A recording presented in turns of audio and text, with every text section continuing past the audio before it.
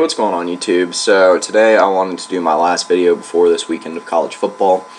Not a huge week in college football, which means there probably will be a lot of upsets. There's not a whole lot of top 25 games, honestly. I think there's only one. So let's go ahead and get it started. So basically what I'm going to be doing is giving you guys the best, I guess it depends on the week, the best anywhere from 3 to 15 bets against the spread I can give you.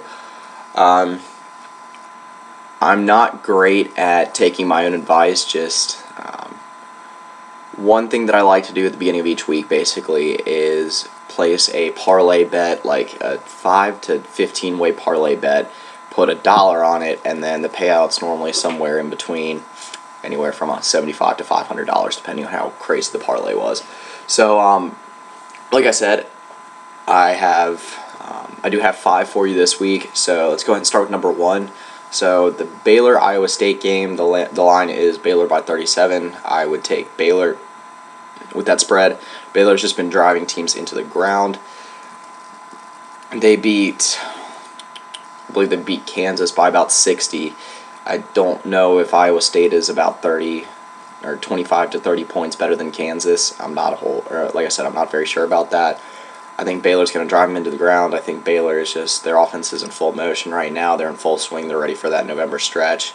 And, yeah, I think they're easily going to beat that spread. Next one is Michigan State and Indiana. The line is Michigan State by 16.5. I think that's entirely too much. Indiana, I would bet Indiana to beat the spread there. Now, it's hard to tell if this Michigan game's going to ignite Michigan State, but I do think that Indiana's offense is powerful enough. I think they're a little bit pissed off about the way that Rutgers game ended last week. I think they're going to make it a close game. Michigan, or if you guys have watched Michigan State this year, they also have a tendency to make pretty much every Big Ten game a close game. So move on to Florida State and Jesus Christ. Georgia Tech, that's right. Florida State and Georgia Tech. So the line is Florida State by 6.5. I think they're going to beat that spread. Florida State does have a tendency to play close games this year. I understand that, but they blew Louisville out of the water last week, and I think they'll be able to continue that trend. Dalvin Cook's looking good. Everett Golson's looking a little bit better. The defense is looking good. I think it's all kind of starting to click. Granted, Georgia Tech, I feel like they have to get better at some point, but I don't think this week is that week, so I would take Florida State to beat the spread.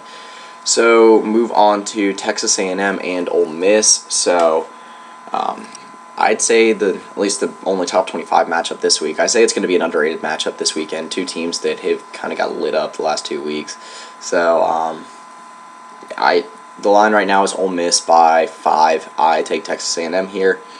Now Texas A&M is not very good at stopping the run. Ole Miss is also not very good at running the ball. Ole Miss gets Laramie Tunsil back, so that should neutralize Myles Garrett at least a little bit, which is not good for A&M.